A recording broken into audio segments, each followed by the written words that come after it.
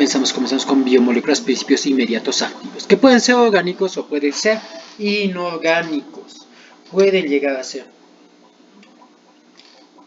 orgánicos o inorgánicos. ¿No? ¿Cuándo decimos orgánicos? Cuando estas presentan ¿qué? Cadenas carbonadas. ¿Ya? Cuando van a llegar a presentar ¿qué cosa? Cadenas carbonadas. ¿Ya? Hablamos de quiénes. Aquellos que tienen enlaces carbono-carbono. O decimos cadenas hidrocarbonadas. En este grupo hablaremos de quiénes. De los glúcidos, los carbohidratos, ¿no? Que constituyen moléculas orgánicas ternarias. Estas son la fuente inmediata de energía para todo ser viviente. Los lípidos, que son moléculas con gran aporte calorífico. Son moléculas que al oxidarse generan ¿qué? Van a llegar a generar un mayor aporte calorífico ¿a dónde? Al organismo. ¿Ya? Genera un mayor aporte calorífico ¿a dónde? Al organismo, ¿no? Al organismo. Claro, por oxidación de 1 gramo de lípidos genera 9 kilocalorías, ¿no? Las proteínas son las moléculas orgánicas más abundantes. Son las moléculas orgánicas que más abundantes. ¿Ya? ¿Quiénes? Las proteínas, ¿no? Y las enzimas son moléculas orgánicas proteicas. Son moléculas orgánicas proteicas de actividad catalítica que van a llegar a ¿qué? A acelerar las reacciones químicas. Acelerar ¿qué? Las reacciones químicas. ¿Ya? Ahí está.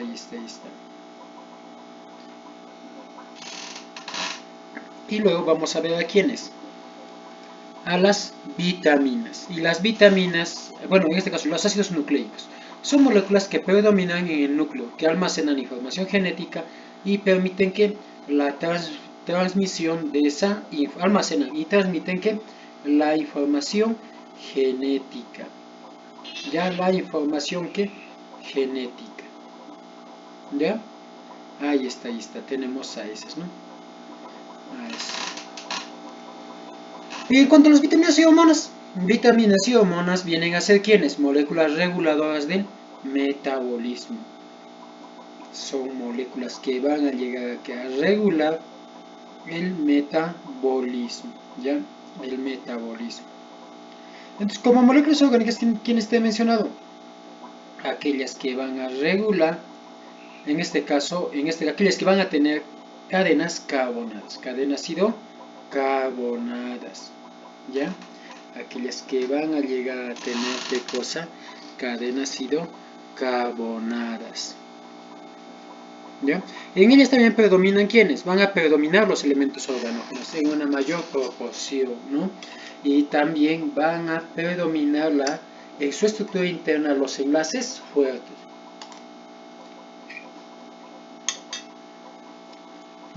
Los enlaces fuertes. Luego tengo aquí a las moléculas inorgánicas. De todo este grupo de moléculas, las más abundantes, ¿quién es? El agua. 70-80% de la materia viva constituye ¿quién? El agua. Es el componente molecular o el principio activo más abundante. Luego tenemos a los ácidos y a las bases, que por combinación de ellas me van a llegar a ¿qué? A formar las sales. Me van a llegar a ¿qué? ¿A formar quiénes? Las sales, ¿no? Ahora estas sales cuando entran a un medio acuoso van a llegar a ¿qué? A disociarse, formando ¿qué? Electrolitos. Bueno, algunas no se disocian, ¿no? Y aquellas moléculas orgánicas que predominan en la atmósfera y tienen un alto poder de una alta capacidad de, ¿cómo lo llama esta ecuación? Repulsión, son los gases, ¿no? En las moléculas inorgánicas predominan generalmente enlaces débiles, ¿no? Y estos generalmente van a determinar el gradiente electroquímico. Y bueno, las inorgánicas no tienen que cadenas carbonadas, o sea, no van a llegar aquí a presentar enlaces carbono-carbono. Comenzaremos con principios inmediatos que activos inorgánicos. ¿Ya? En ellas vamos a ver a quiénes. Vamos a hablar de quiénes: agua, gases, ácidos, bases y sales minerales. ¿Ya? Y sales minerales. La característica más predominante de ellas es que no tienen cadenas carbonadas, no hay enlaces, no hay estructuras hidrocarbonadas. Además del agua,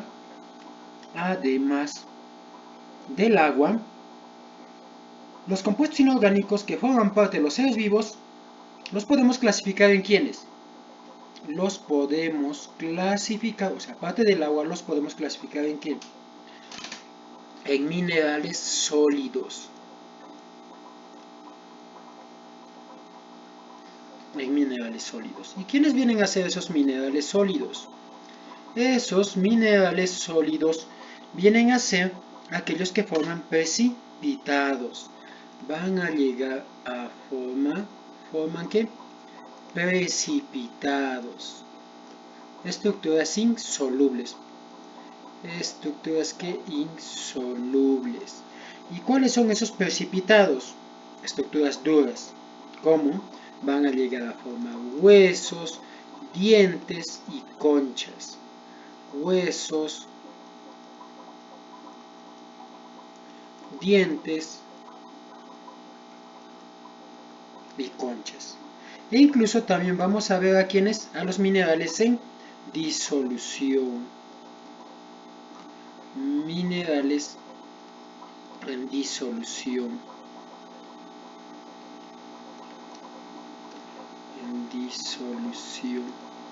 Esos minerales en disolución van a llegar a constituir ¿qué cosa?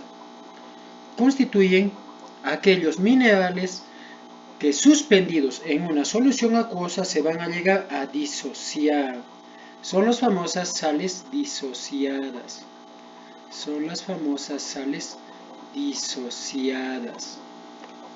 ¿Ya? Específicamente hablamos de iones de actividad biológica, que las conocemos como electrolitos,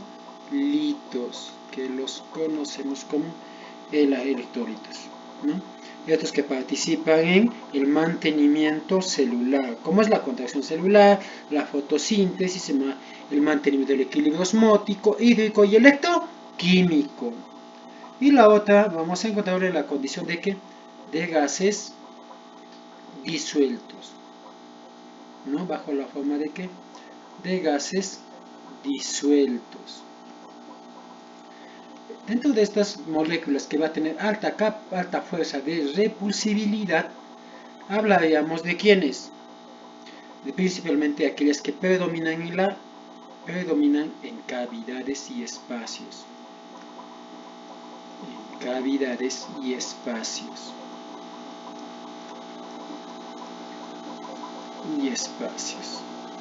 ¿Quiénes llegan a ser estos?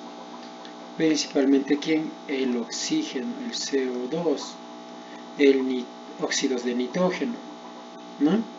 Los óxidos de nitrógeno, ¿no? Muy importantes en la fotosíntesis y la respiración, ¿ya?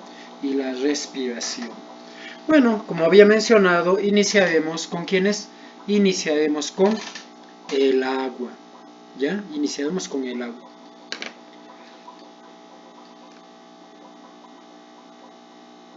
Ahí está, el agua. El agua es fuente de vida, ¿no? El agua constituye ¿qué? Fuente de vida.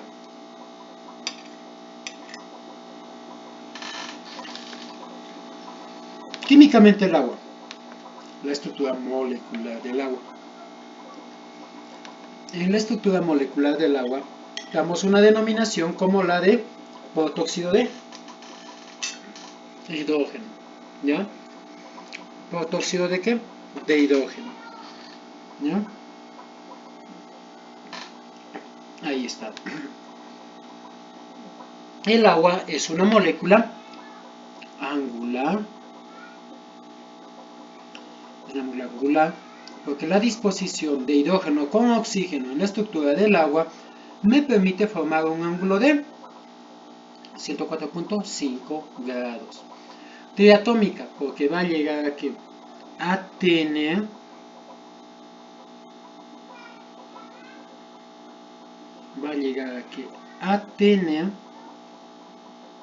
en este caso ¿qué? 2 átomos de hidrógeno y un átomo de oxígeno. Bipolar, porque va a llegar a formar cada uno de los constituyentes, llega a formar ¿qué cosa? Va a llegar a formar polos, va a llegar a formar cargas parciales o densidades, o dicho de otra manera, densidades de carga parcial. ¿Ya? De carga parcial. Tanto positivo y negativo, determinado por la electronegatividad. ¿Ya? Por la electronegatividad. Y ahí tenemos la estructura molecular del agua. Un átomo de oxígeno y 2 átomos de hidrógeno, ¿no? La estructura triatómica, ¿de quién? Del agua.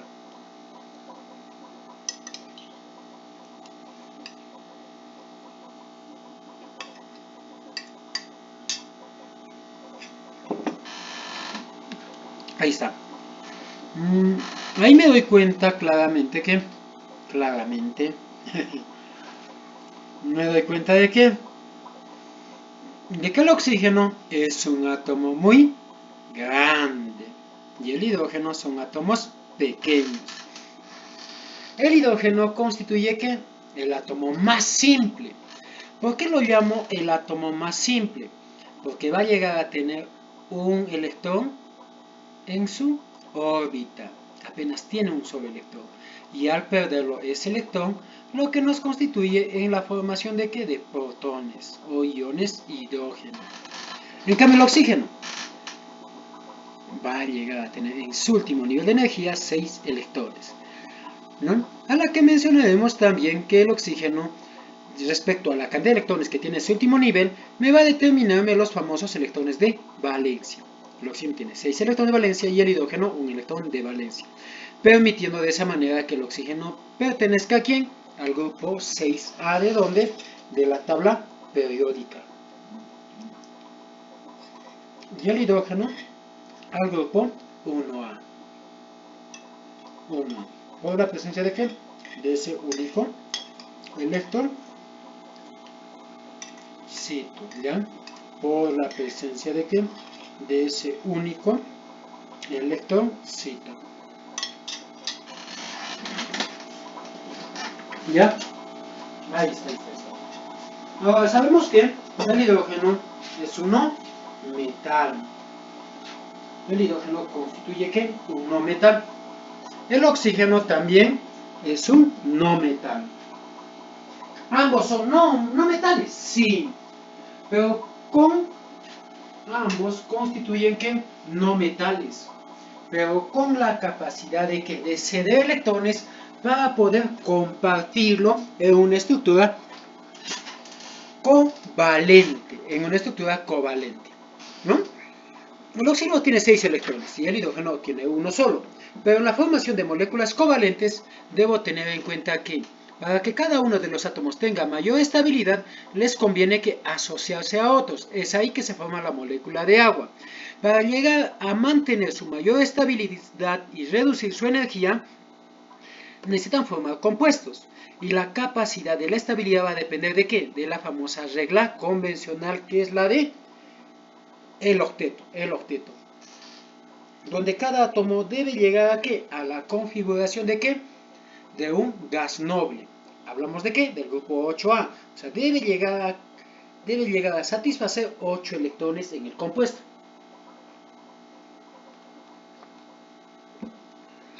Échale 8 electrones en el compuesto. El oxígeno tiene 6 electrones. Le falta. Sí, le falta. ¿Cuántos le falta? Le va a llegar a faltar, ¿cuántos? Mira, le faltas. Tiene 6 electrones. ¿Le falta cuántos? Le va a faltar 2 electrones. ¿Para qué? Para alcanzar, ¿qué cosa? Su octeto. ¿No? En cuanto al hidrógeno, le falta hidrógeno, tiene apenas 1. Hidrógeno tiene apenas 1. Tiene apenas 1.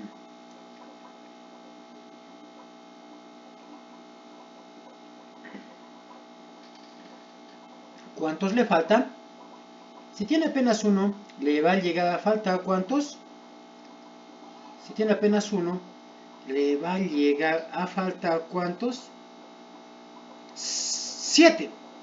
Es mucho, es mucho, es mucho. Por ende, al hidrógeno, ¿qué le conviene? Le conviene ceder su único electrón.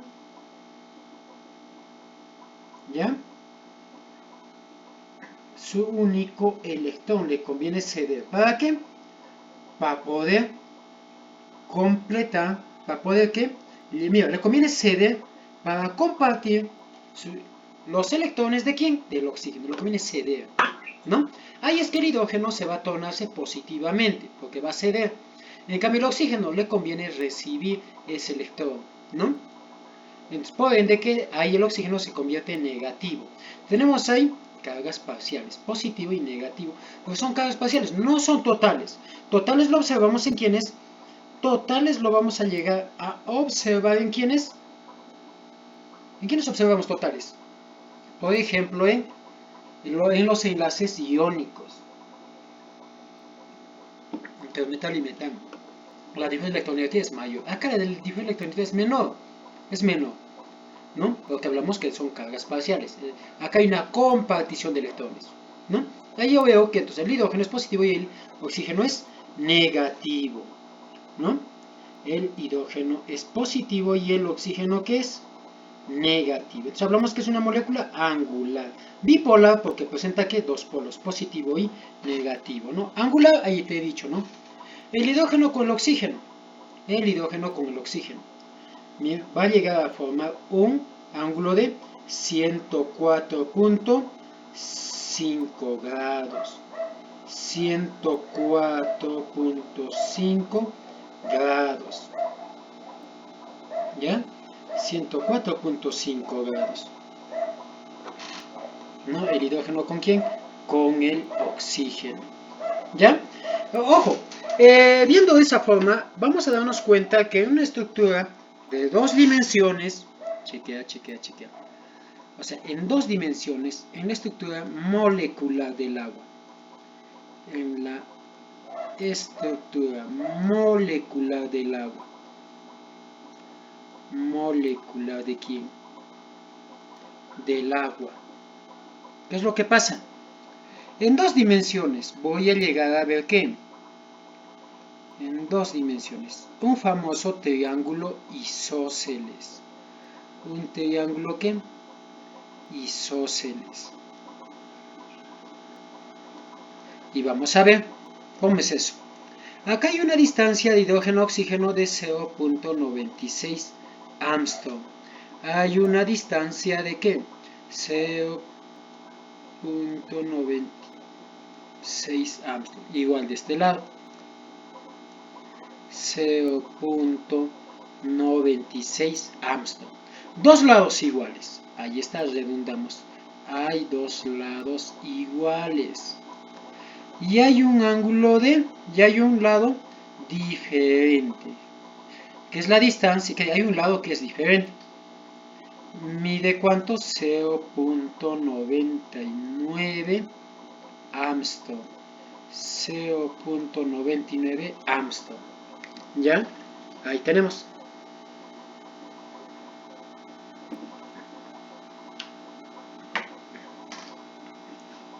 .99 Armstrong. Hay una diferencia de qué? Es una estructura de 2 dimensiones. Voy a ver un triángulo isósceles. ¿Ya? voy a llegar a ver que un triángulo que isósceles, ¿ya? Eso pasa en dos dimensiones, y en tres dimensiones, ¿cómo voy a llegar a ver? En tres dimensiones, ¿cómo voy a llegar a observar? ¿Ya? En tres dimensiones, hoy acá vamos a ver una estructura muy irregular, un icosaedro irregular. ¿Ya? Vamos a llegar a ver, en este caso, un icosaedro irregular. Les hablamos en una estructura tridimensional. ¿Ya? Ahí está, un icosaedro, también un icosaedro irregular. ¿Ya? ¿Y cómo esta se dispone? ¿Cómo esta se va a llegar a disponer? Ahí está. Una estructura tetraédrica, acá vamos a ver, ya en tres dimensiones, una estructura tetraédrica.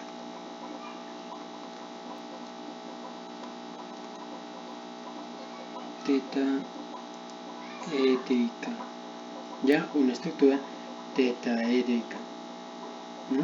A la que mencionaremos también, en este caso, un famoso tetraedro irregular, ya, un tetraedro irregular. Los que hacen geometría ya están imaginándose eso, pero bueno, no hacemos geometría, ¿no? Más o menos así. Voy a tener en cuenta que, mira, vamos a ver, acá algo así. Ya. A ver, tengo algo para rayar, no tengo algo para rayar. Acá tengo que algo. Ya está, ya. Ahí está. Ya está, ya. Y después voy a tener esto de ahí. Ahí está, perfecto. ¿Ya? Acá, ¿quién voy a encontrar? Al átomo de oxígeno. Y acá voy a encontrar a quién? A los átomos de hidrógeno. Bueno, consideramos que del oxígeno es mayor. Consideramos que el átomo de oxígeno es de mayor tamaño. ¿Ya? Y la capacidad de atracción de quién? De los electrones por parte de quién?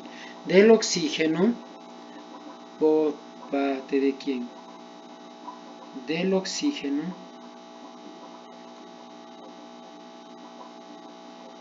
¿cómo va a llegar a ser? Ahí está, mira, vamos a ver.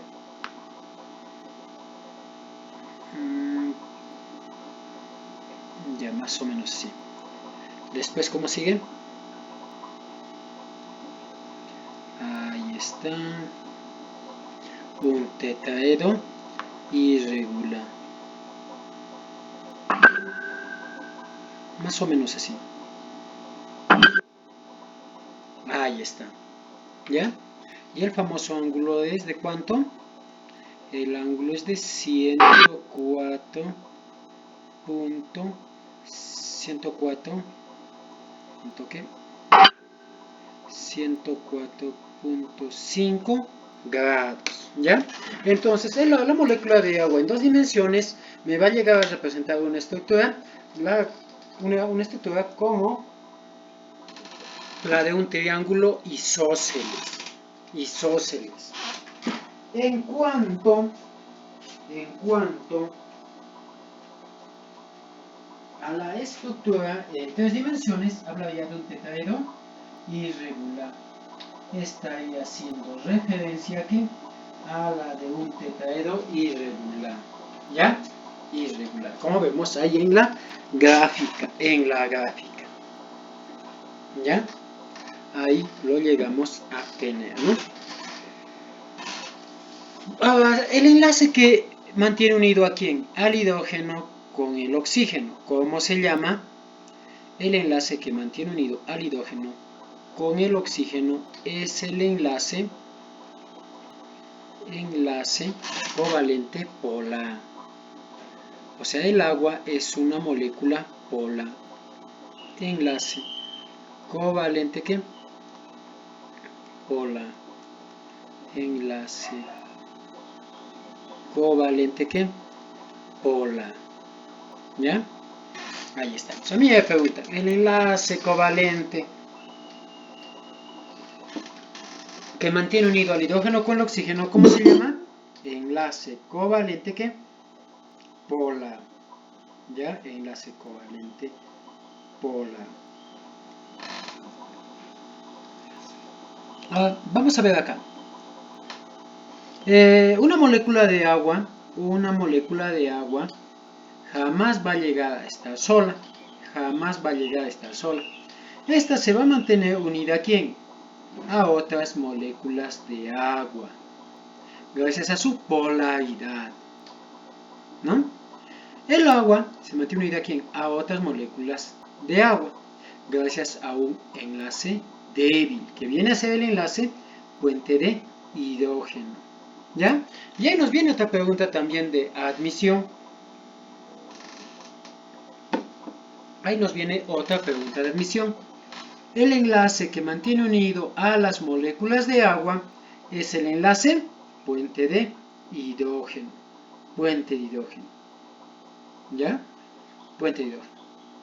Ahora, el agua como máximo, una molécula de agua como máximo, puede estar unida a otras moléculas de agua, ¿no?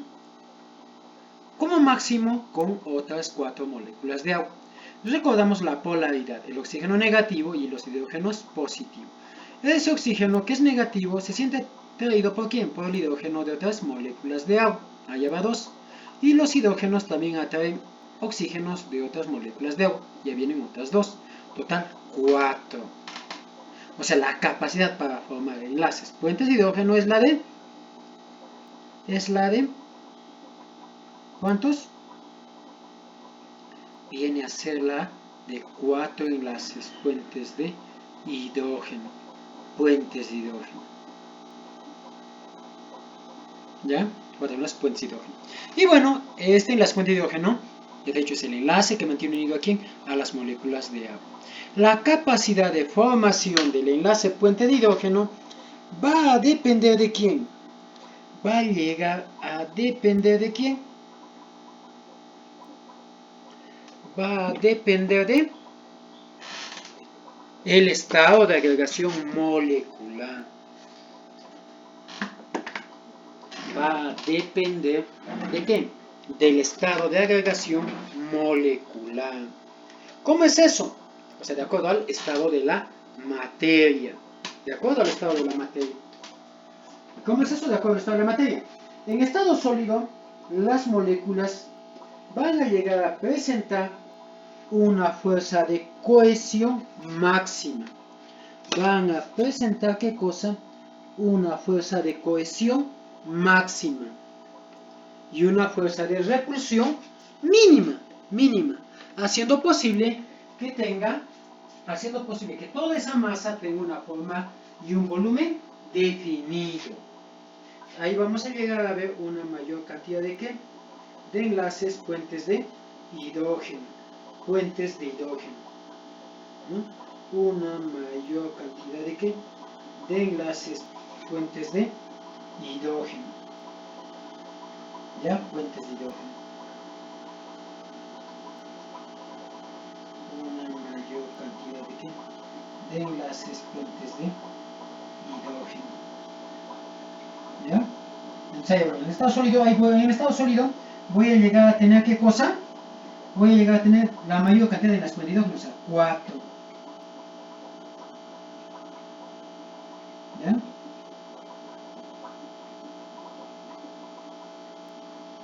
¿Ya? Entonces, vamos a tener eso bastante en cuenta. Y en el estado líquido, ¿qué es lo que pasa en el estado líquido? En el estado líquido, acá varía, ¿no? En el estado líquido hay un volumen definido, pero no hay una forma definida, ya que la forma va a depender del recipiente que los contiene. En ella, a lo mucho encontraremos 3 enlaces puentes de hidrógeno. A lo mucho encontraremos que 3 enlaces puentes de hidrógeno. 3 enlaces puentes de ¿qué? De hidrógeno. ¿Ya?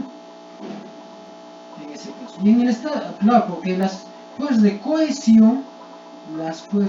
cohesión, van a llegar a ser ¿qué? Van a llegar a ser algo semejantes en su valor a las fuerzas de repulsión. A las fuerzas de repulsión. ¿Ya? Ahí está. Y en el estado de vapor, ¿qué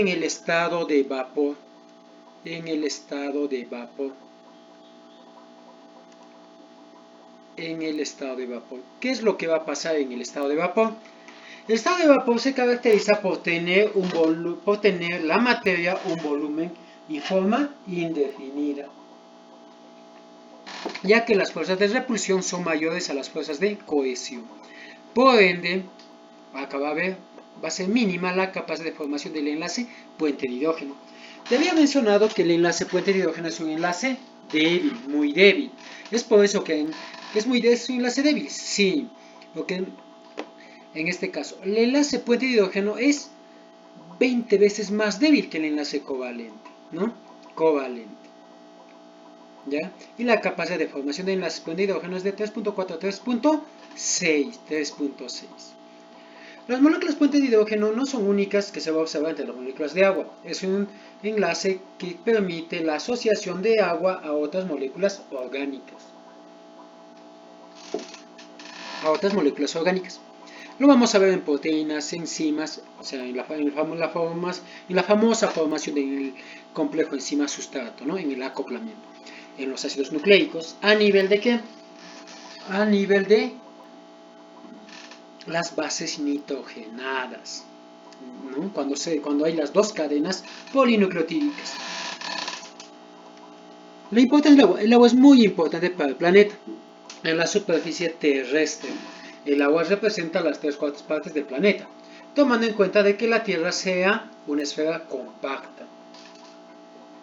Eso, hablamos de una cantidad porcentual de 75%. 75%. Y en los organismos va a llegar a estar en una cantidad referencial de 60 al 95%, tomando en cuenta que ese porcentaje de 65% es representativo en quiénes? En el ser humano, ¿no? En el ser humano. Y el 95% hablamos de la especie acuática gelatinosa que va a tener mayor proporción de agua. ¿Y estaría hablando de quién? Estaría hablando de las medusas. Las medusas. Claro, las medusas van a llegar a tener, en este caso, una mayor proporción de ¿qué? De agua en su estructura. ¿Ya? Tiene una mayor cantidad de ¿qué? De agua en su estructura. El agua funcionalmente es muy importante para todo proceso metabólico. Recordamos que toda reacción enzimática o toda reacción biológica se va a llevar a cabo ¿en qué? En presencia de agua. En presencia de agua. Toda reacción química que ocurre en un ser vivo se lleva a cabo ¿en qué? En presencia de agua. ¿Ya? Entonces eso yo debo tomarlo bastante en cuenta, que toda reacción química ocurre ¿en qué? En presencia de ¿qué? De agua. ¿Ya? Ahí está. Ahora, todas las manifestaciones, y no solamente ella, toda manifestación fisiológica que se desarrolla en un ser vivo, se hace en presencia de agua. ¿Ya? Ya que el agua es vida y es fuente de vida. Si te había mencionado que la mayor cantidad de agua en su distribución de la superficie terrestre, que representa el 75% del planeta, de la superficie terrestre, es el 5%, debo recalcar que la mayor cantidad de agua está constituyendo las famosas aguas marinas, bajo la forma de ¿qué? De océanos, ¿no? De océanos. Hablamos de las aguas salinas y marinas. El 96.5% me constituye ¿quiénes? Los océanos. ¿Qué océanos? Pacífico, Índico, el océano Antártico, Ártico, ¿no? Ártico, Antártico, Austral, Atlántico, todos ellos, ¿no? Y las aguas dulces o continentales, que constituyen las famosas aguas dulces o dulce acuícolas, ¿no? Los del bioma dulce acuícola. Ese 3.5%, la mayor cantidad lo encontramos en donde, bajo la forma de ¿qué? De nieves perpetuas, constituyendo los casquetes y los nevados. ¿Cuánto? Del 2.9%. Y el 0.6%, el 0.6%, ¿quién me constituye? El 0.6% me va a llegar a estar representado por ¿quiénes? Va a estar representado por quiénes, de hecho, por los lagos y las lagunas, ¿no es cierto? Los factores limnológicos, como son las lagunas, lagos, estanques, pantanos, y los factores potamológicos, como vienen a ser ¿quiénes? Los ríos, como va a llegar a ser ¿quiénes? Los ríos.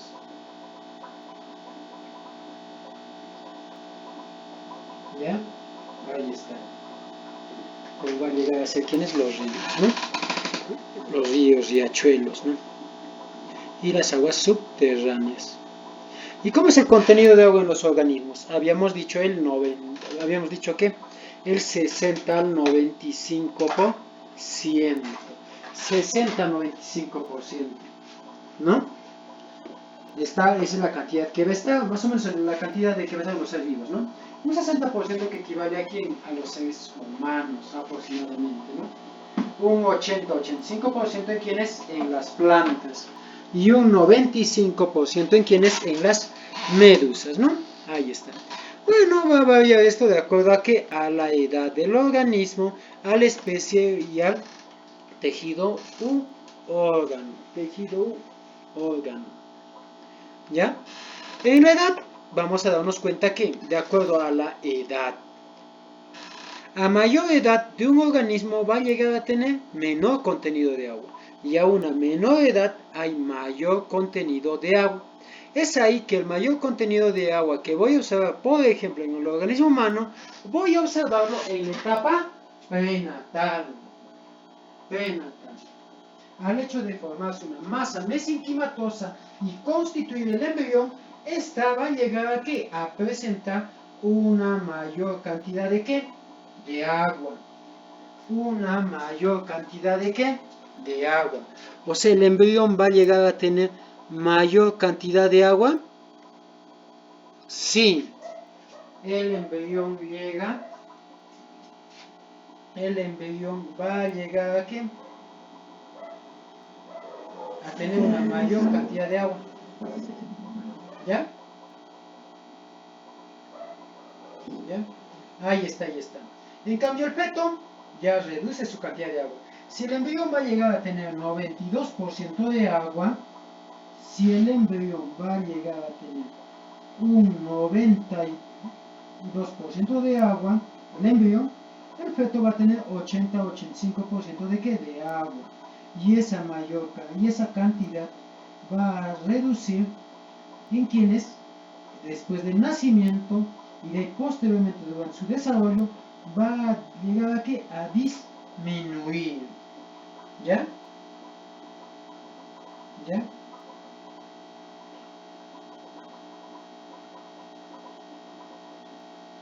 ¿Ya? Entonces va a llegar a disminuir. Tanto así que en la tercera edad la cantidad de agua va a ser muy poca. Va a llegar a ser ¿cuánto? Apenas un 55%. Apenas un 55%.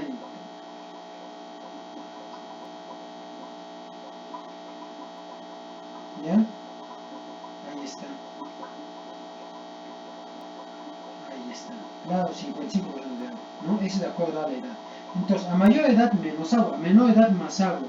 La proporción es totalmente inversa. Hablamos que es inversamente proporcional. ¿Ya? Es inversamente ¿qué?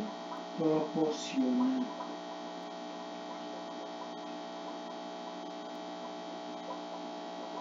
¿Ya? Es inversamente ¿qué? Proporcional. ¿Ya? Ahí está. Y de acuerdo a la especie, hemos hablado que, por ejemplo, mira, en la medusa tiene mayor porcentaje de agua, de 90-95% de agua. El ser humano, 60-65% de agua.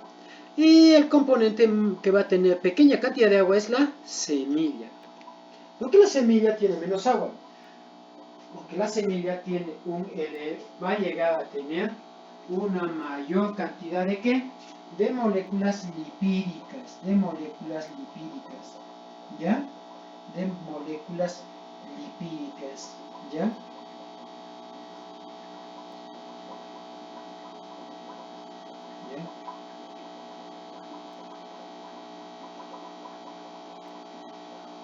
Ahí está, de moléculas entonces lipídicas. Y los lípidos desplazan al agua, es ahí que las semillas tienen un contenido de agua.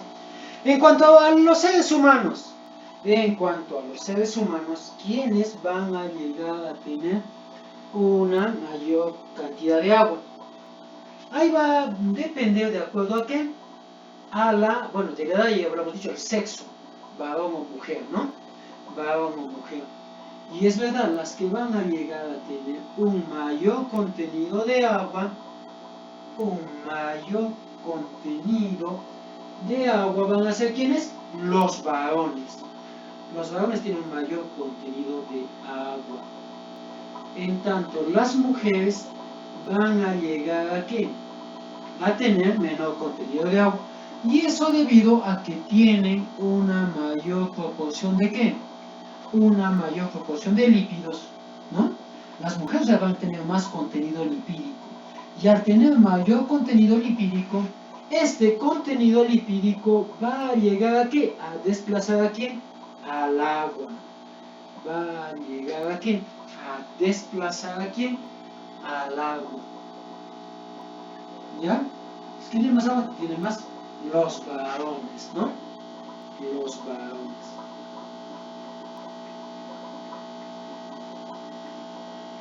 ¿Ya? Los varones.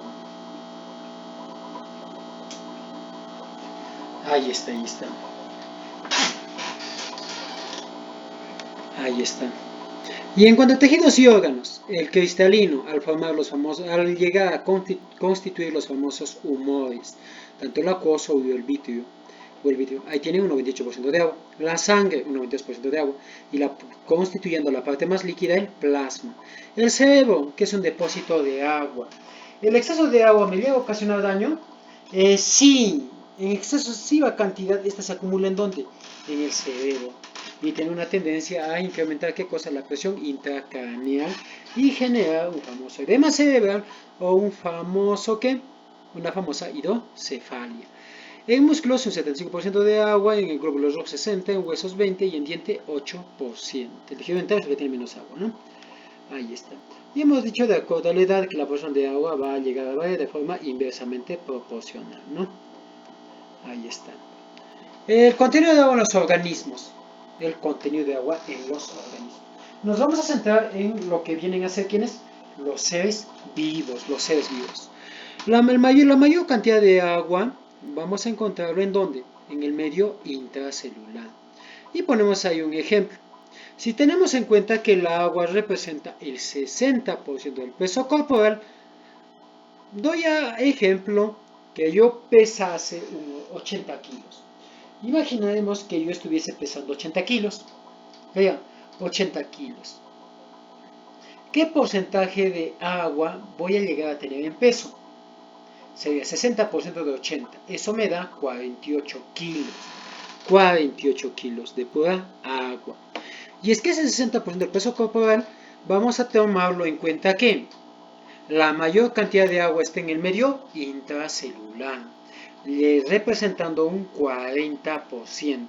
O sea, la mayor cantidad de agua que está dentro de la célula representa un 40%. Y es el agua que sirve para los procesos metabólicos y también es un componente asociado a moléculas orgánicas. Y eso hablamos como agua de constitución orgánica, ¿no? En tanto, el agua que comprende o constituye el líquido extracelular, esta representa un 20%. Y es el líquido que va a constituir el compartimento extracelular, a lo que consideramos el famoso medio interno. ¿Cuánto? 20%. 20%. ¿Ya? Lo vamos a considerar ¿cuánto? Un 20%. ¿Ya? Un 20%. De ese 20%, el 15% va a estar ¿en dónde? En el espacio que hay entre las células. Recordamos que las células entre sí jamás están apertujadas. Dejan un espacio pequeño o grande entre ellas, y eso es el espacio compartimento intersticial. En ella el agua está en una cantidad de ¿qué? Del 15%. Del 15%. En tanto, el agua que comprende los vasos sanguíneos. Los vasos sanguíneos. Estaría hablando del famoso plasma. ¿Ese qué porcentaje va a llegar a estar? ¿Ya? ¿Qué porcentaje va a llegar a estar? Apenas un 5%. Un 5%. Apenas va a llegar aquí a representar ¿qué cosa? Un 5%. ¿Ya? Un 5%. O sea, es poquito, ¿no? Es poquito. Eso constituye la famosa la sangre, ¿no? Eso constituye la sangre, ¿no? La sangre. ¿Ya? Eso va a llegar a constituir la sangre. ¿Cuánto he dicho? Está poquito nomás, ¿no es cierto? Poquito nomás. Ya, poquito nomás.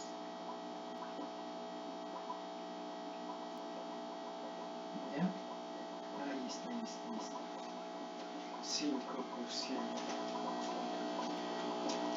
¿Ya? Ahí está. O sea, todos los dos me da ¿cuánto? 20%, ¿no? Ahí tenemos. Y ese es el agua que constituye el famoso medio interno, que es distinto a mencionar medio intracelular. Medio intracelular. Es distinto a mencionar el medio intracelular. Seguimos. De ese agua intracelular, o sea, hablamos del famoso agua de constitución, vamos a encontrar que el agua comprende dos tipos. Uno es el agua libre. El agua libre es el agua que sirve como medio acuoso en el que se desarrollan ¿qué? Las reacciones metabólicas. Las reacciones metabólicas. Y es considerado el famoso agua metabólica. Agua reactante porque sirve para las reacciones químicas. Agua oxidante también lo pueden llamar. Eso representa el mayor contenido de agua al constituir una matriz acuosa, y eso es el 95%. En tanto, el agua que está asociada mediante enlaces puentes de hidrógeno a otras moléculas orgánicas, como son proteínas u otras moléculas polares, esa constituye el famoso agua estructural, y este está en un pequeño porcentaje, aproximadamente un 5%. Fenómenos de osmosis celular. Vamos a ver el transporte celular. ¿Mediante qué transporte pasa el agua el agua atraviesa la membrana celular. ¿Mediante qué transporte atraviesa la membrana el agua? ¿Mediante qué transporte atraviesa el agua la membrana? ¿Mediante qué transporte? Transporte pasivo a través de la bicapa. Transporte ¿qué? Pasivo. ¿A través de qué? De la bicapa. ¿Ya? A través de la bicapa. Y ese fenómeno tiene una denominación especial y se llama ósmosis. Transporte pasivo porque esta va a darse a favor de la gradiente de concentración, sin gasto de energía externa, o sea, sin gasto de ATP, donde las moléculas que están en mayor cantidad en un determinado medio van a atravesar por una energía molecular interna propia de estas moléculas por la presión y atraviesan de un medio de mayor cantidad hacia uno de menor cantidad. En cuanto a la molécula del agua, el transporte se llama ósmosis y lo hace a través de unos canales proteicos llamadas aquaporíneas, que son más o menos canales proteicos que van a estar en este caso codificados, ¿no? Respecto al espacio que comprende las células con el medio acuoso, vamos a determinar tres posibles medios: el medio hipertónico, isotónico y hipotónico, de acuerdo a la mayor cantidad de solutos, una menor cantidad o un equilibrio entre ellas. Llamamos, por ejemplo, cuando las células están en un medio donde hay mayor cantidad de solutos, a esa la denominaremos medio hipertónico. En un medio hipertónico las células tienen la tendencia a perder agua. Van a tener ¿qué cosa? La tendencia a perder agua. En cambio, cuando hablamos nosotros de un medio isotónico, donde va a haber un equilibrio entre continente y contenido, la cantidad de agua que ingresa es equivalente a la cantidad de agua que sale, ¿no? Y la célula se mantiene normal, estable, con forma definida. Y decimos medio hipotónico, cuando las células van a llegar a estar, en este caso, van a estar concentradas en un medio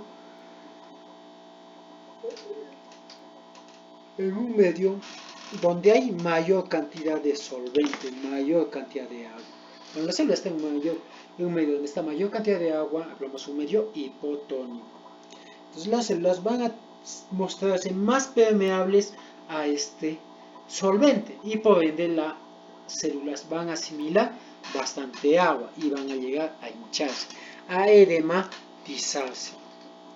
Osmosis celular y membrana celular. Vamos a ver las alteraciones que va a ocasionar tanto en células animales como células vegetales, ¿ya?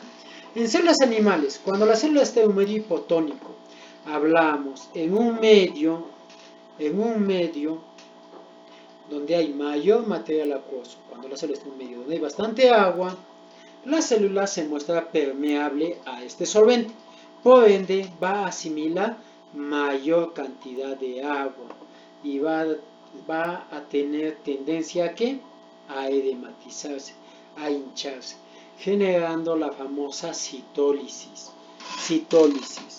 Y si hablamos nosotros de glóbulos rojos, los glóbulos rojos también van a llegar a hincharse, a edematizarse, para llegar a formar, para llegar en este caso, a dar lugar a la hemólisis. Si hablamos específicamente de glóbulos rojos, ¿no? Cuando los glóbulos rojos están en un medio donde hay donde va a llegar a haber bastante agua, las células van a llegar a hincharse, a edematizarse, ocasionando una hemólisis, ¿no? Por ende la membrana celular se va a hinchar y va a reventar,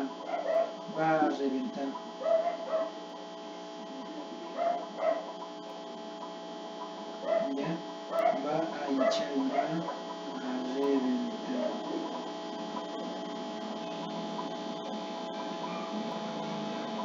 ¿Ya?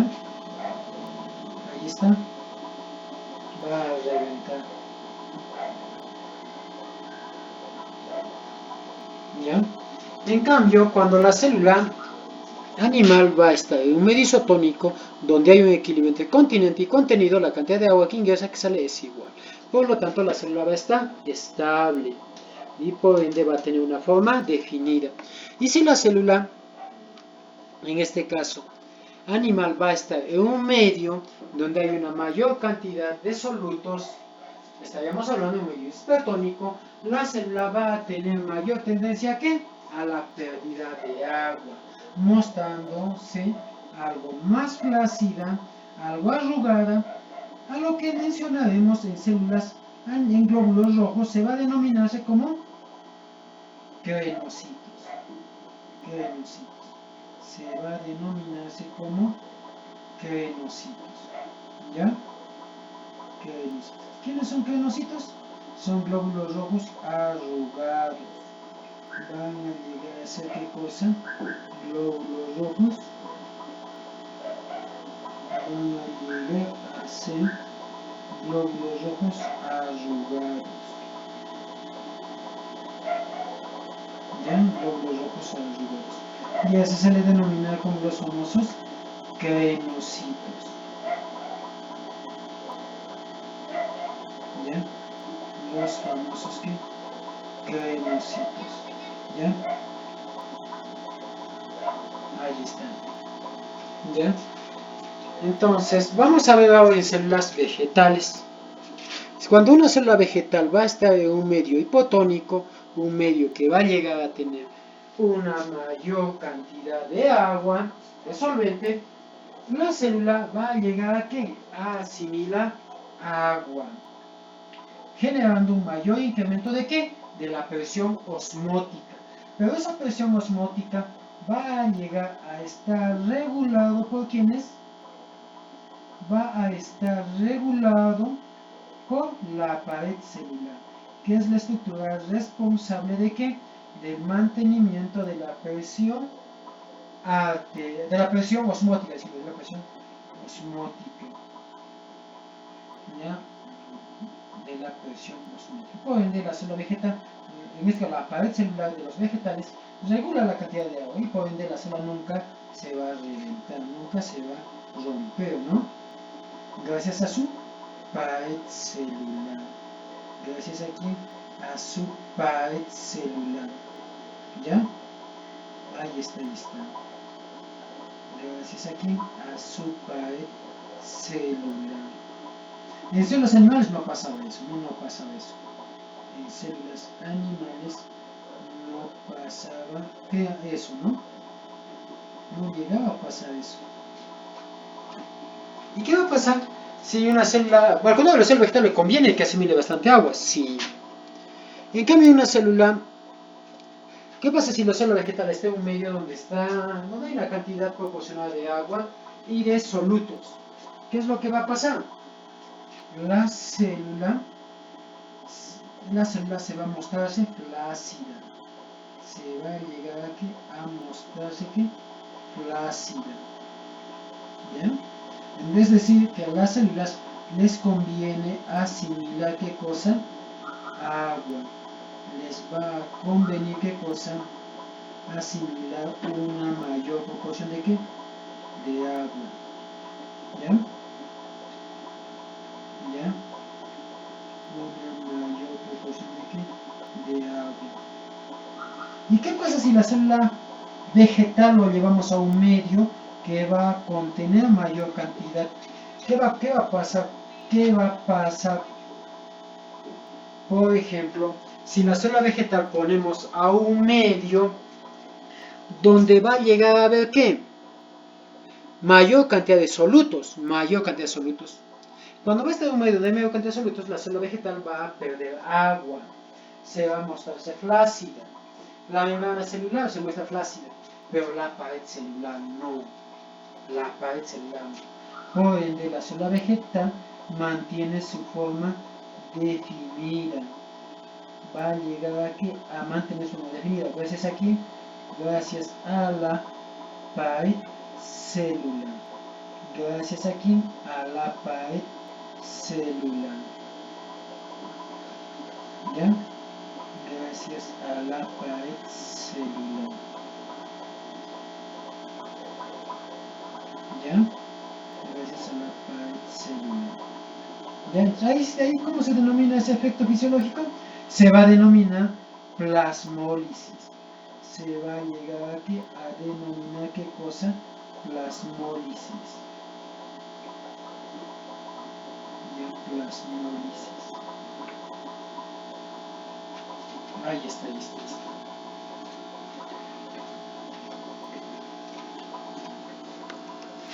Ahora vamos a ver las propiedades del agua, La primera es el poder solvente. El agua tiene la capacidad de ¿qué? De disociar. Tiene la capacidad de disolver moléculas orgánicas y moléculas inorgánicas. Tiene la capacidad de disociar moléculas orgánicas y moléculas inorgánicas. ¿Ya? ¿Tiene esa capacidad? Sí. Y eso se debe específicamente ¿a qué? A su naturaleza polar. Eso se va a deber a su naturaleza polar. Por ende, el agua disuelve ¿qué? Moléculas inorgánicas y moléculas orgánicas únicamente ¿qué? Polares. Únicamente ¿qué? Polares. Nada más. ¿Ya? Polares. Nada más. ¿Ya? Únicamente polares, ¿no? ¿Qué moléculas no va a poder disolver? Los lípidos, porque los lípidos son moléculas apolares. Los lípidos no va a poder, porque son moléculas apolares. ¿Ya? Ahí está, ahí está, ahí está. ¿Ya? Ahí está, ahí está. Entonces, pues hablan que es un disolvente universal. Ahora mira, vamos a ver acá algo también muy importante. Algo muy importante. Chequea, es el poder vaporizante. Poder vaporizante. ¿Ya? Para 1 gramo de agua, ¿a qué temperatura el agua se convierte en vapor? Se va a convertir vapor a la temperatura de ¿qué? De 100 grados centígrados. A una temperatura de 100 grados centígrados el agua se convierte vapor. Se convierte vapor. ¿No? Para ello, el agua, para que se convierta a vapor, 1 gramo de agua, para que se convierta a vapor, 1 gramo de agua, el fuego con el recipiente van a tener que invertir ¿qué cosa? Van a tener que invertir 539,540 calorías. Si fuese 1 kilo de agua, estaríamos hablando de 539 o 540 kilocalorías. ¿Ya? Kilocalorías. ¿Ya? Kilocalorías. Pero, y es que esa capaz de calorificarlo, lo debe alcanzar ¿quién? El fuego y el recipiente, ¿no? Con el medio en el que está. Pero nuestro cuerpo también llega a vaporizar el agua. Sí. Hacemos un esfuerzo físico. Y pero inicialmente nuestro cuerpo se calienta. Para posteriormente ¿qué? Transpirar, sudar, perspirar. Para posteriormente ¿qué? Transpirar, perspirar, sudar. ¿No? Y ahí nuestro cuerpo va a llegar ¿a qué? A generar una mayor cantidad de calorías. ¿Por oxidación de qué? De moléculas orgánicas. Y nuestro cuerpo va a llegar a vaporizar una determinada masa de agua a una temperatura menor. Nosotros no podemos vaporizar el agua a 100 grados centígrados. No podemos. Es mucho. Es mucho. No podemos llegar a vaporizar nosotros el agua a una temperatura mayor. No podemos. Pero sí se puede a una temperatura menor. Y eso se da generalmente ¿por qué? Por un mayor aporte calorífico. Claro, 100 grados centígrados no soportamos, pero nuestro cuerpo a una temperatura menor vaporiza el agua. ¿A cuánto? A una variación de 37 grados centígrados. Va a llegar a vaporizar el agua. ¿Pero cómo se logra eso?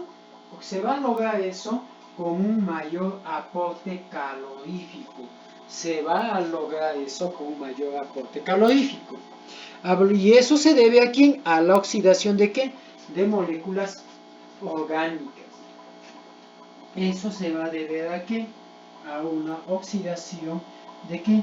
De moléculas orgánicas.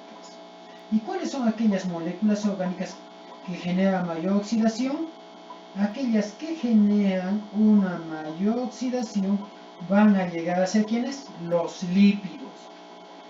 Por oxidación de 1 gramo de lípidos va a llegar a generar ¿cuántos? 9 kilocalorías. 9 kilocalorías. A diferencia de las proteínas y los lípidos. A diferencia de quién? De los lípidos. Mira, las proteínas y los carbohidratos, para generar una mayor oxidación, estas la hacen a 4 kilocalorías. Oxidación de 1 gramo de proteínas va a generar la liberación de ¿cuánto? De 4 kilocalorías. Y por oxidación de 1 gramo de carbohidratos también 4 kilocalorías. 4 kilocalorías.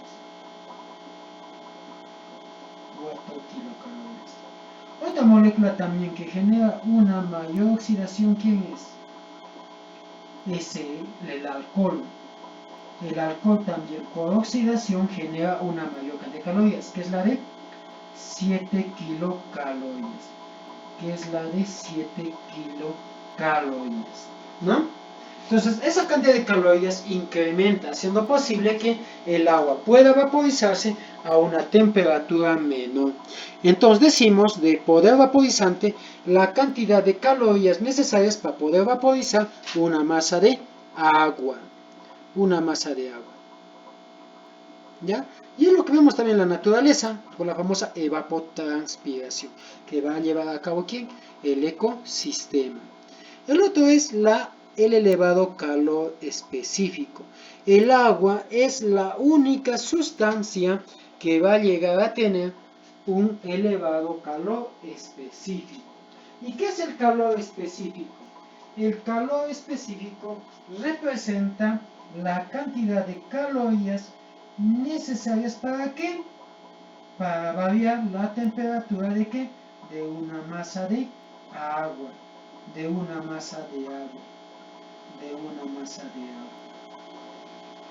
¿Ya? Entonces, ¿qué es el calor específico? La cantidad de calorías necesarias ¿para qué? Para variar la temperatura de ¿qué? De una masa de agua. Y ese elevado calor específico, ¿quiénes lo presentan? Lo van a llegar a presentar ¿quiénes? En este caso, lo presenta el agua. A diferencia de ¿qué? De cualquier otra sustancia. A diferencia de quién? De cualquier otra sustancia. ¿Ya? De cualquier otra sustancia.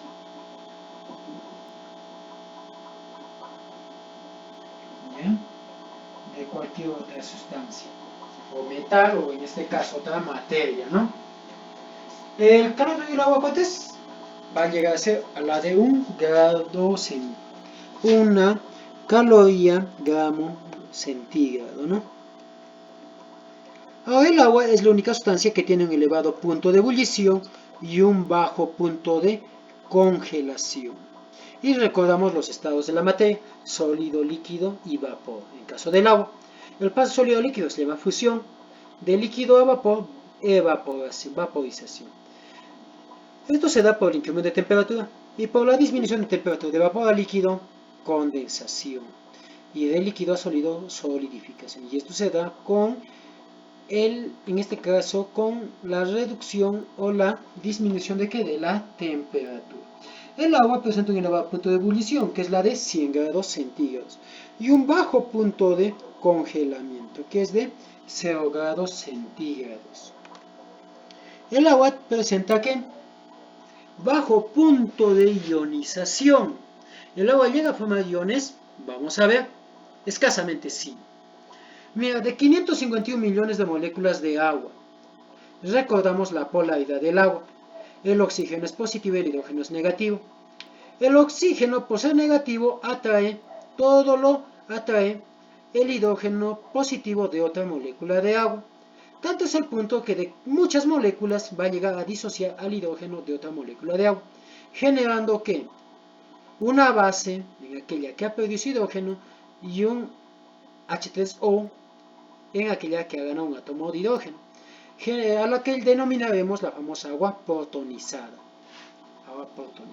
Y eso pasa de una molécula de 551 millones de moléculas de agua. El agua presenta que una elevada densidad. La elevada densidad lo alcanza a una temperatura de ¿qué? De 4 grados centígrados. Recordamos que densidad es masa sobre volumen. Esa densidad máxima, el agua lo va a alcanzar ¿a qué? A una temperatura de ¿qué? De 4 grados centígrados. De 4 grados centígrados. ¿Ya? De 4 grados centígrados. ¿Ya? La densidad máxima que va a alcanzar el agua es la de, será la temperatura de ¿cuánto? De 4 grados centígrados. Ya, de 4 grados centígrados. ¿Ya? Ahora mira, una vez que el agua alcanza su máxima densidad de 4 grados centígrados, ¿qué es lo que va a llegar a pasar si yo voy a aumentar la temperatura? Si aumento la temperatura mayor a 4, la densidad disminuye. Ahora voy a reducir la temperatura de 4, también la densidad disminuye. O sea, al aumentar o disminuir la temperatura superior o inferior de 4 grados centígrados, ¿qué es lo que pasa? ¿Qué es lo que va a llegar a pasar? Lo que va a llegar a pasar es que el agua, en este caso, que la densidad va a disminuir, ¿no? Al incrementar, al variar la temperatura, ¿no? Luego, otra propiedad del agua es la hidrólisis. ¿Y qué es la hidrólisis? Agua, descomposición de moléculas en presencia del agua. El agua tiene la capacidad de romper moléculas, donde el agua forma parte de las moléculas disociadas. El agua tiene la capacidad de romper enlaces, formando parte de las moléculas divididas, formando parte de ¿qué? De las moléculas disueltas. ¿Ya? Entonces hablamos de la famosa propiedad de ¿qué? De la hidrólisis. ¿Ya? Eso debo llegar a ¿qué? A tenerlo en cuenta. A ver, un segundito, muchachos.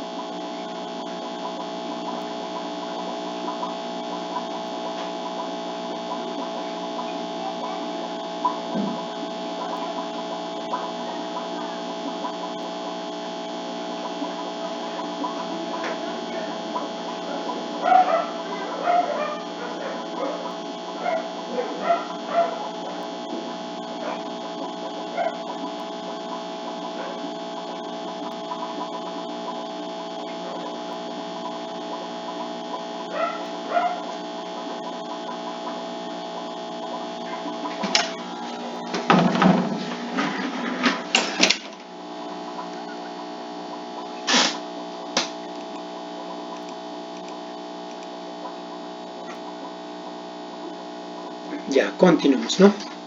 Por ejemplo, acá tenemos un ejemplo de ¿quién? De un disacárido.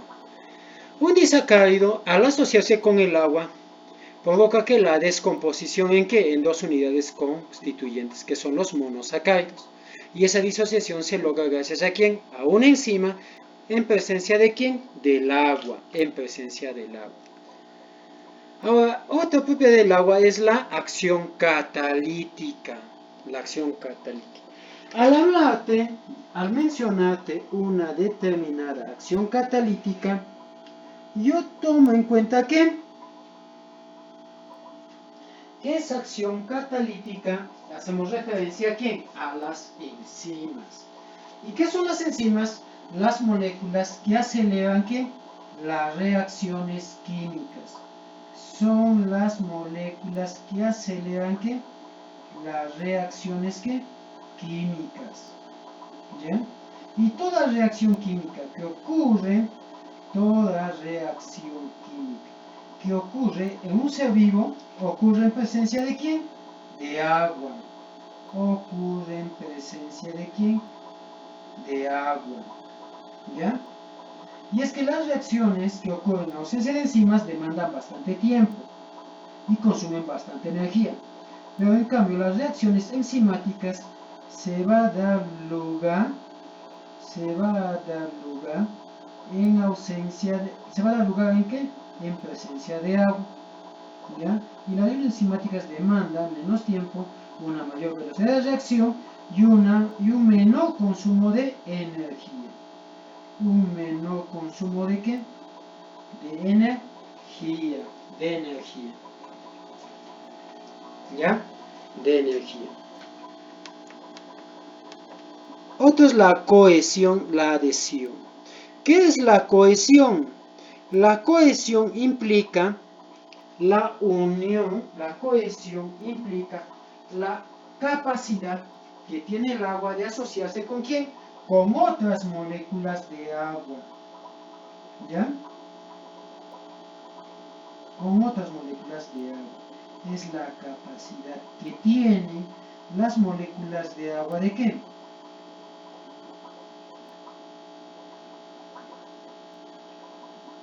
Ahí está.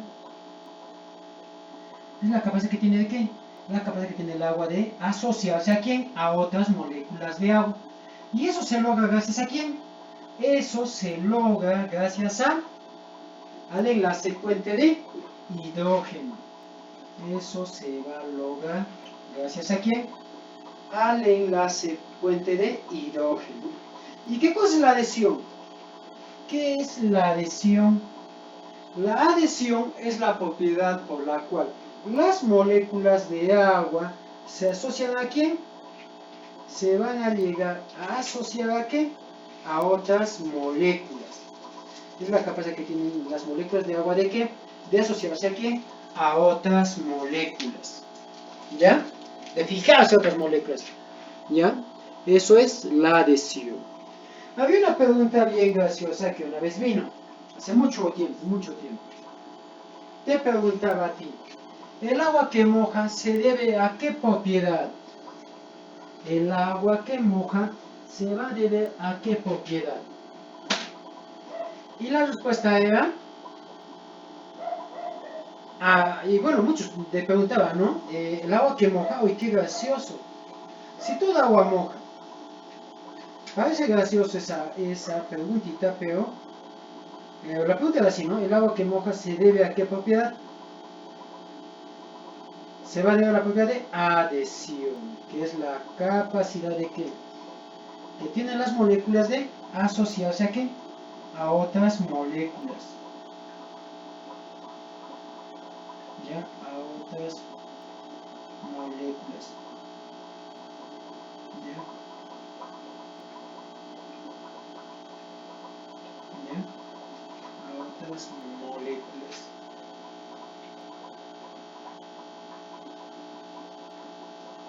Ahí está. ¿Ya? Ahí está. La unión de estas dos propiedades me permite ¿qué? Me permite llevar a cabo la tensión superficial. La tensión superficial. ¿Y qué cosa es la tensión superficial? Es la propiedad por la cual las moléculas de agua ejercen una fuerza en la superficie. Te pongo como ejemplo que tenemos acá una superficie de agua. Tenemos acá una masa de agua.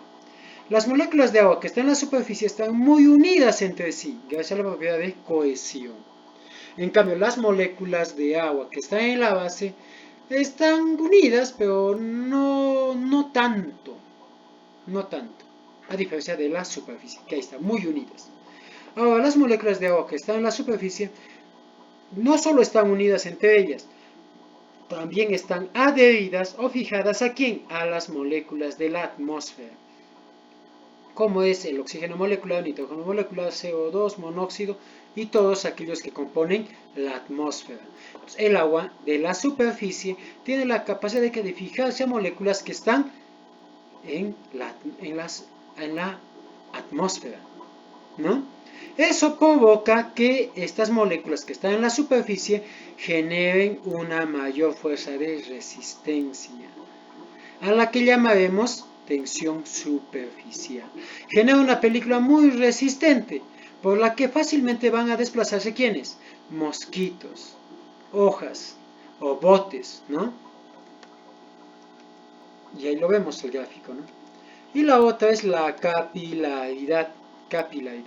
Es la propiedad de cohesión y la adhesión, aquella capacidad que tienen las moléculas de unirse entre ellas y de fijarse a otras superficies, permite que el agua pueda ascender a través de canales o conductos, ¿no? Y eso va en contra de la gravedad, y a esa propiedad se le llama capilaridad. Y es la propiedad por la cual las raíces de las plantas asimilan el agua. Es la propiedad por la cual las raíces asimilan el agua mediante unos vasos conductores especializados, llamados ¿qué? Llamados vasos cinemáticos, que junto con los minerales ascienden, constituyendo la famosa savia bruta, ¿ya? Savia bruta, ¿ya?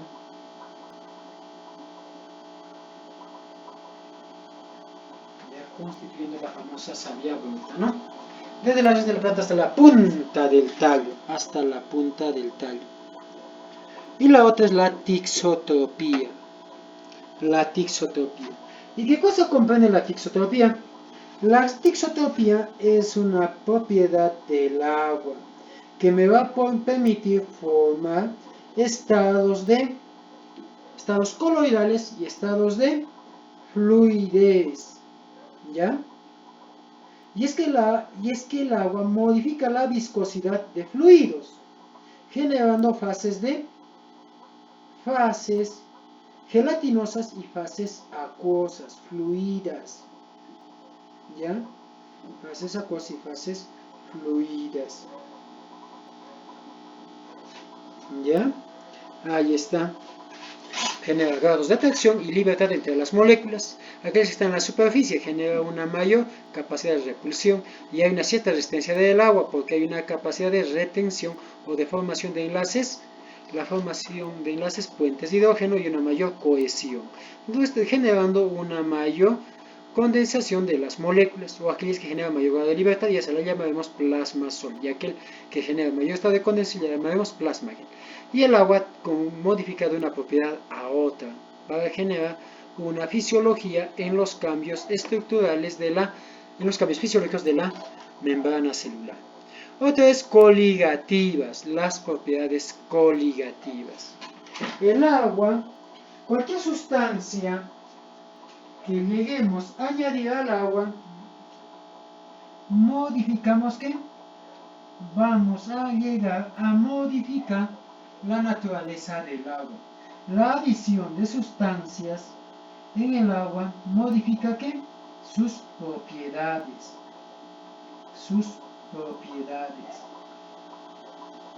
¿Ya? Por ejemplo, te digo que el agua, por ser una molécula polar, El agua, por ser una molécula polar, es un conductor ¿de qué? De la electricidad. El agua, por ser una molécula polar, es un conductor ¿de qué? De electricidad. Ahora, ¿qué pasa si al agua añadimos sales? Las sales, cuando están en medio acuoso, van a llegar ¿a qué? A disociarse, generando una mayor polaridad. Es ahí que el agua va a llegar a ser un mayor conductor ¿de qué? De electricidad. Un mayor conductor ¿de qué? De electricidad. ¿Ya? Pero ¿qué pasa si ponemos al agua sustancias apolares? O llegamos a liberar lípidos, aceite. Vamos a llegar a reducir la polaridad de ¿quién? Llegaremos a reducir la polaridad del agua. Con ella también reducimos la capacidad eléctrica de ¿quién? Del agua. ¿Ya? La capacidad de conducir la electricidad. ¿Ya? Ahí está. Ya. Eso hablamos en propiedades coligativas. Propiedades que coligativas. ¿Ya? Seguimos. Funciones biológicas del agua. El agua es disolvente universal. ¿Por qué es un disolvente universal? Por excelencia. Disuelve moléculas orgánicas e inorgánicas. Orgánicas siempre y cuando que tengan polos. Siempre y cuando que lleguen a tener polos. Ya, siempre y cuando que lleguen a tener polos. ¿Ya? Polos. ¿No? Entonces un disolvente universal por excelencia. ¿Y eso se debe a qué? Eso se va a deber a qué? A su naturaleza polar. Eso se va a deber aquí a su naturaleza polar. Eso es su naturaleza polar. ¿Ya? Seguimos. Función estructural. Gracias a la elevada cohesión molecular y a la capacidad de adhesión o fijación a otras moléculas, mediante el enlace fluente de hidrógeno, el agua se va a llegar a asociar ¿a qué? A otras moléculas orgánicas. ¿Ya? A otras moléculas orgánicas. Constituyendo el famoso agua estructural. ¿Ya? Ahí está, el agua ligada, ¿no? El famoso agua ligada.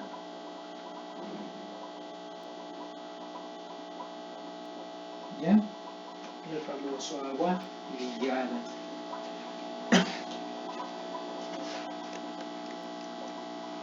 Función de transporte. El agua que hace. Va a llegar a transportar, ¿qué cosa? Va a llegar a transportar sustancias, como son nutrientes, desechos y gases. A nivel de las arterias, transporta ¿qué? Oxígeno y nutrientes. Y a nivel de las venas, transporta CO2 y desechos.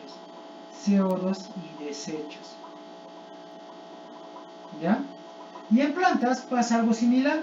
Sí, en plantas pasa algo similar. Algo similar va a pasar en plantas. ¿Ya? Por ejemplo, ¿quiénes? En plantas. Tenemos ahí los famosos vasos cilemáticos y los vasos floemáticos. Los vasos cilemáticos y los vasos floemáticos. Los cilemáticos en las plantas recogen agua y minerales desde la raíz hasta la punta del tallo del xilema, ¿no? La raíz tiene el famoso tejido llamado rizodermis. El famoso ¿qué? Rizodermis. ¿Ya? Que es un tejido especializado en la asimilación de agua. Esto por medio de un sistema de canales que constituye el xilema. Transporta el agua y minerales que en conjunto se denomina la savia bruta, desde la raíz hasta la punta del tallo. Ahora hay otro componente que tiene dirección opuesta, y esta también es en las plantas, y se llama el floema. El floema constituye vasos acuosos también, sí, pero que van a transportar, que van a llegar a transportar, ¿qué cosa? ¿Qué van a transportar? Van a llegar a transportar moléculas orgánicas sintetizadas en la fotosíntesis desde el tallo hasta la punta de la raíz, ¿ya? Todo ese conjunto de moléculas orgánicas sintetizadas en la fotosíntesis, la famosa savia elaborada. Mientras los floemáticos transportan de dónde?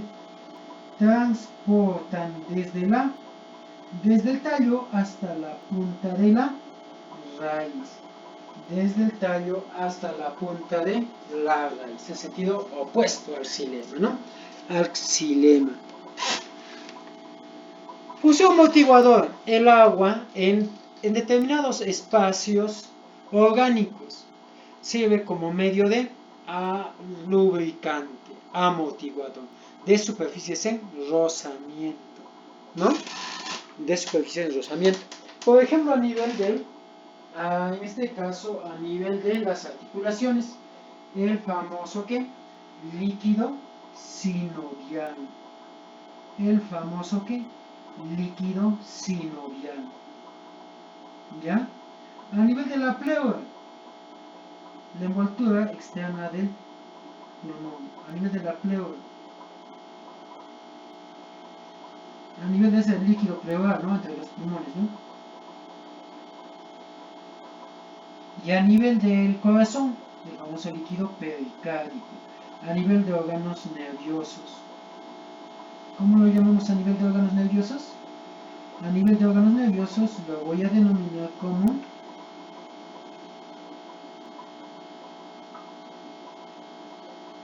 por ejemplo, ¿quién? El líquido cefalo raquídeo. El líquido cefalo raquídeo. El famoso líquido cefalo raquídeo.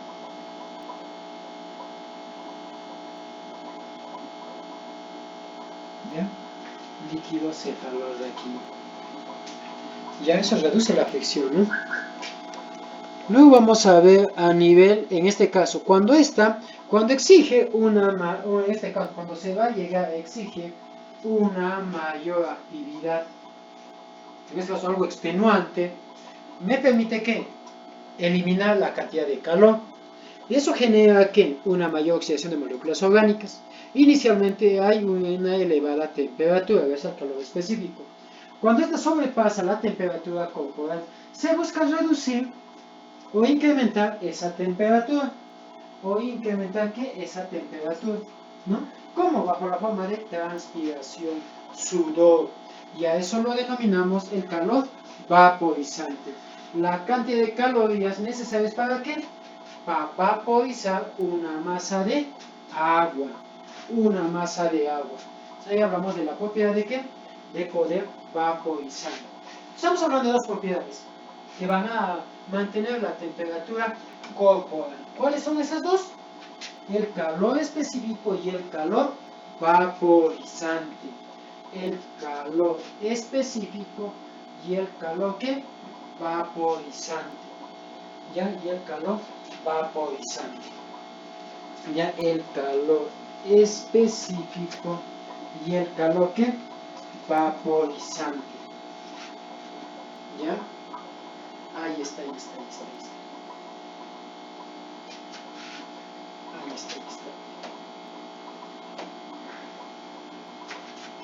¿Ya? Ahí está. Tenemos eso en cuenta.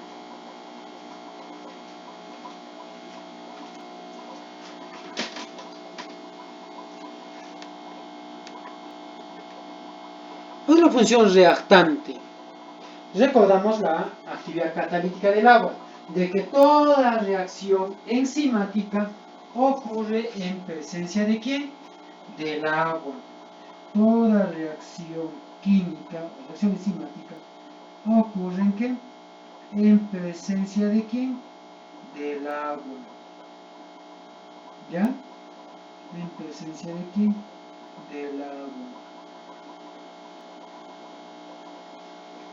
¿Ya? Ahí está, la función reactante. Aparte de ello, también la fotosíntesis requiere agua. Sí, agua que asimila por sus raíces y gracias a la acción de la luz, el agua se descompone y va a dar lugar ¿a quién? A la liberación de ¿qué? De oxígeno, ¿no? A la liberación de ¿qué? De oxígeno. También es amortiguador del pH, bajo la forma de agua protonizada, permite la transmisión del sonido, constituyendo los famosos líquidos endoliva y peroliva en el conducto auditivo. Al constituir los humores, mantiene la presión intraocular. Y también el mantenimiento de ¿qué? De los líquidos corporales. Ahora, para acabar la parte de moléculas inorgánicas, vamos a hacer sales minerales. Vamos a llegar a hacer ¿qué? Sales minerales, que son otras moléculas inorgánicas. ¿Ya? ¿Y qué es una sal mineral? Una sal mineral proviene de ¿qué? De la reacción de neutralización entre ácidos y bases. Los ácidos y bases se unen para llegar a formar ¿qué cosa? Para formar las sales. Esas sales, al someterlo en medio acuoso, van a llegar a ¿qué? Pueden llegar a disociarse. Pueden llegar a ¿qué? A disociarse. Para constituir ¿qué cosa? Para constituir las famosas sales disociadas. ¿Ya?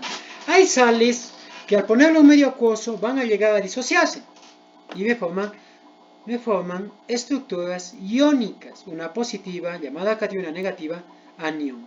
A estas las llamamos sales disociadas. Pero ojo, no todos los iones tienen actividad biológica. Solo aquellos iones que van a llegar a tener actividad biológica se les va a denominar como electrolitos. ¿Quiénes son los electrolitos? Los electrolitos constituyen sales disociadas, sales que en un determinado medio acuoso van a llegar a ¿qué? A generar electrolitos, ¿no? ¿Qué son los electrolitos? Son iones con actividad biológica, ¿ya? Son iones con actividad biológica, esos son electrolitos, que van a regular funciones metabólicas, ¿ya? Ahora hay sales que voy a someterlo a un medio acuoso, y no van a llegar a disociarse, a disociarse. ¿Cómo lo voy a llamar esos? A esos lo voy a llamar sales no disociadas. ¿Quiénes son sales no disociadas? Son sales que al someterlos a un medio acuoso no van a llegar a disociar y van a llegar a formar precipitados. Y ese le llama sales no disociadas. Ahora mira, para la formación de sales disociadas, ¿quiénes participan? Participan un ácido y una base. Un ácido hidrácido junto con un hidróxido me llega a formar una sal. Esa sal, al someterlo a un medio acuoso, siempre van a llegar a ¿qué? A formar iones. Y solo aquellas que tienen actividad metabólica se van a denominarse electrolitos. Y esas son las famosas sales disociadas, sales que se ionizan. Participan en el mantenimiento celular, regulan o mantienen el equilibrio hídrico, ácido básico y electrolítico. Y aquellas sales, por ejemplo, que están constituidas por oxácidos con hidróxidos, me permite formar sales que no van a descomponerse al someterse a ¿qué? A medios acuosos, generándome precipitados, y son las famosas sales precipitadas. Estas me llegan a formar componentes estructurales que van a cumplir funciones de protección, soporte y sostén. ¿Ya? Ahí está. Salen disociadas que muchos los electrolitos participan en el regular el metabolismo, el crecimiento, desarrollo, reproducción y actividades relacionadas a la fisiología celular. Y las no disociadas son estructurales y que van a cumplir funciones de soporte.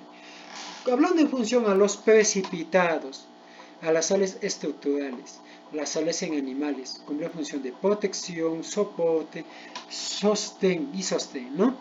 Ahí está. ¿Bajo la forma de qué? De compuestos como son fosfatos, carbonatos, silicatos o citratos. En animales me van a llegar a formar en algunos endoesqueletos como son huesos y dientes, cuya principal sal calcárea la constituye la hidroxiapatita. O bien esqueletos externos, que van a llegar a ser estructuras que van a revestir masas, ¿no? Y que eso, como vienen a ser las conchas, los caparazones y las corazas. Y las sales en vegetales.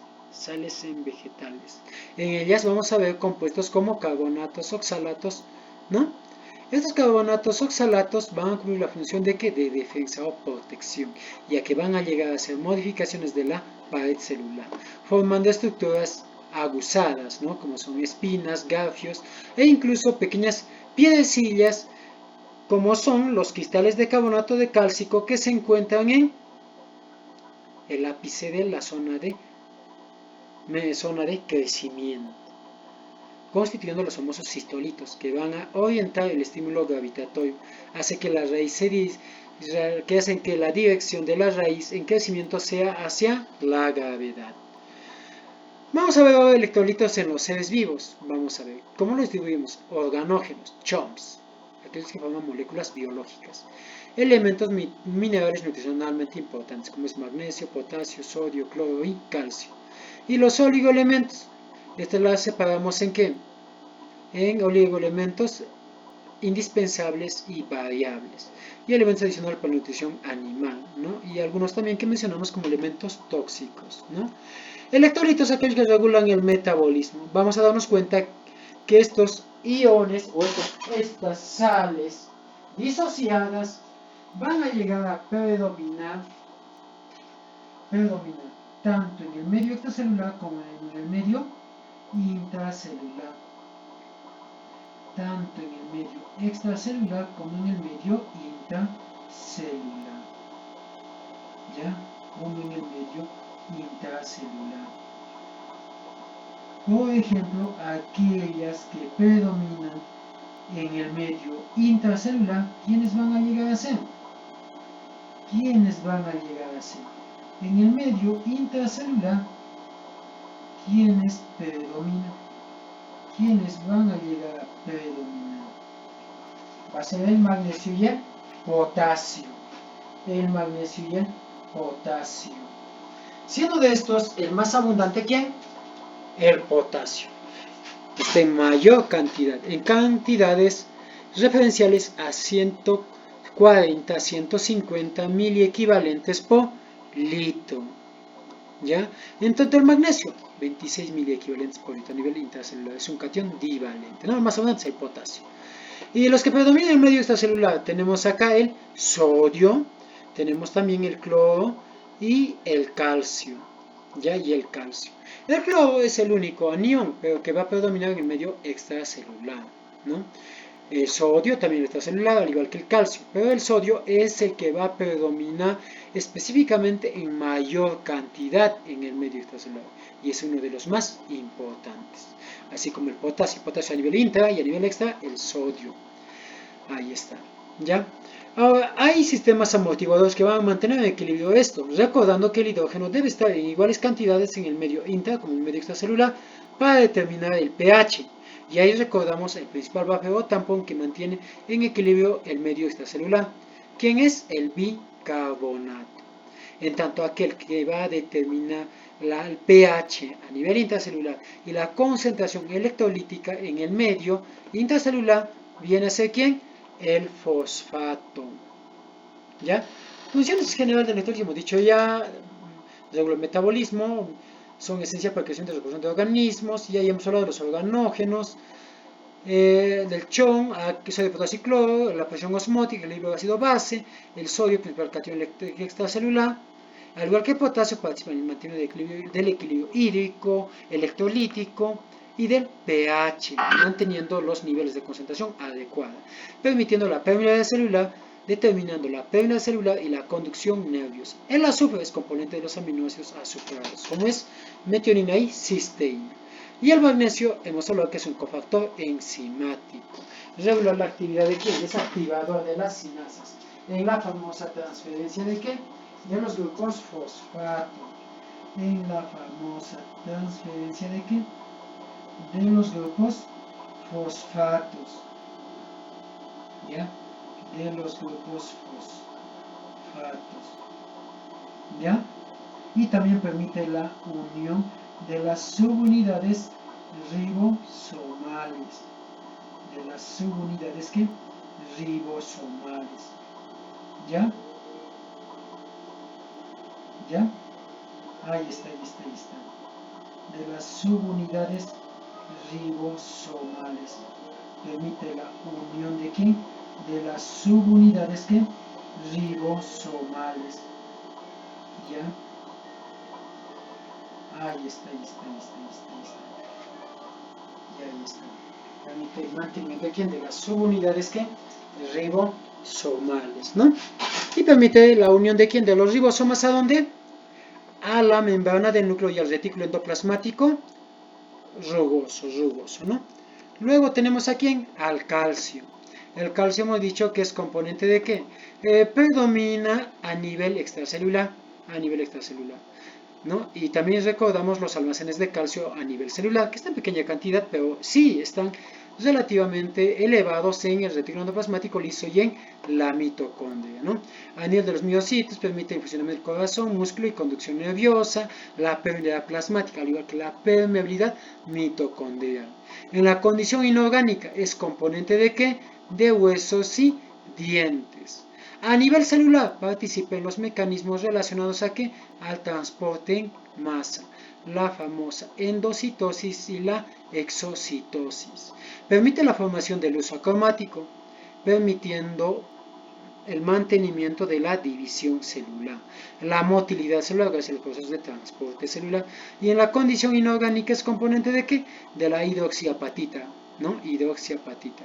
Unido a ¿quién? Al fosfato, ¿no?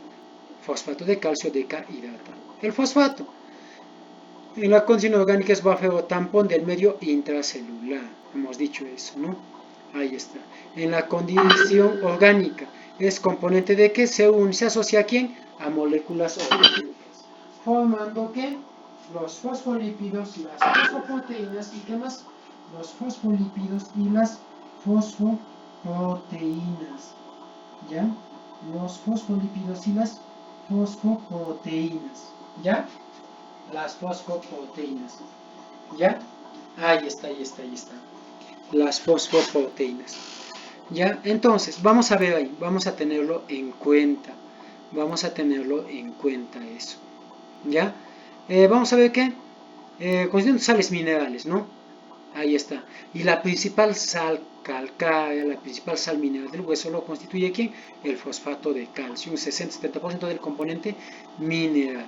En la condición orgánica también encontramos constituyendo los nucleótidos libres, como es el ATP, la moneda universal de energía, y también componente de los ácidos nucleicos. Ya con esto estaríamos acabando que bio o moléculas inorgánicas.